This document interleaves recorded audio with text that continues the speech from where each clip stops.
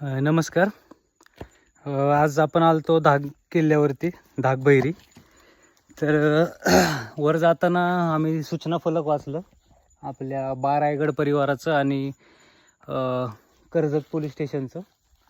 तर मागच्या साईडचं वाचलं होतं मी जाताना. तर त्याच्यात असं आत्ता माघारी येताना मला लिहून दिसले की तिथं दारूच्या नशेत आदळल्यावरती चालणार नाही, किंवा मग किल्ल्यावरती मांसाहार वगैरे चालणार नाही. तर मला आधी वाटलं होतं की नको त्या लोकांना काय बोलायला, पण तिकडं देवीचं मंदिर आहे वाटतं, धाकोबा किंवा मग धागबैरीचं.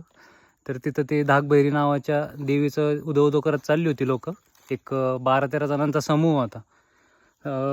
त्यांनी सोबत आपलं मांसाहार घेतलं होतं.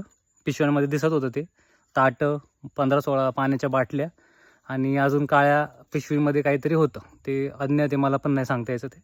पण ते त्यातले 4 ते 5 जणं असे थोडेसे काय म्हणतात, धुंदीत होते. म्हणजे एक तर काहीतरी सेवन करून आले असतील किंवा मग दारूच्या नशेत होते. तर त्या बाबतीत काय मी तर काय बोलू शकत नाही, मी एकटा आलतो इथं. पण आत्ता इथं हा फळक वाचल्यावरती मग मला ते कळू वाटलं तुम्हाला की इथं मांसाहारचं सेवन होतोय. तिथं बोकडं आणि कोंबड्या कापल्या जातात, त्याचं नैवेद्य कदाचित चढवला जातोय. पण ते असेल एक श्रद्धा म्हणून. पण तिथं ते सगळं आणलं जातंय, खाली दरी खोऱ्यात टाकलं जातंय. प्रदूषण काय, ते वास वगैरे खूप येतोय. आत्ताच मी धागबैरीच्या त्या गुफेच्या इथून येत होतो, तर तिथून भरपूर वासामुळंच उमदळून आलं. हीट तर वेगळीच आहे, हीटमुळं तर अजून गरगरल्यागत होतच होतं पाणी जरी असलं तरी. पण तरी त्या वासामुळं इतकं उमदळल्यागत उलटी वगैरे टाईप झालं मला. ते खूप लाजिरवाणी गोष्ट आहे की जरी मांसाहार सेवन जरी करताय तरी घाण खाली टाकण्यात येते, आणि त्याच परिसरात जिथून आपण ट्रेकिंग करत येतोय.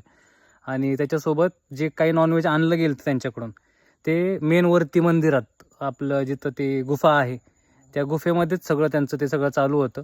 त्याच्यामुळं मग मला कळवू वाटलं तुम्हाला हे आत्ता इथं आपला तो फळक वाचल्यावरती की मांसाहार हे चालणार नाही. तर काय दक्षता वगैरे घेता आली किंवा मग काय सूचना पूर्वी सूचना देता आली तर तेवढी घ्यावी. धन्यवाद.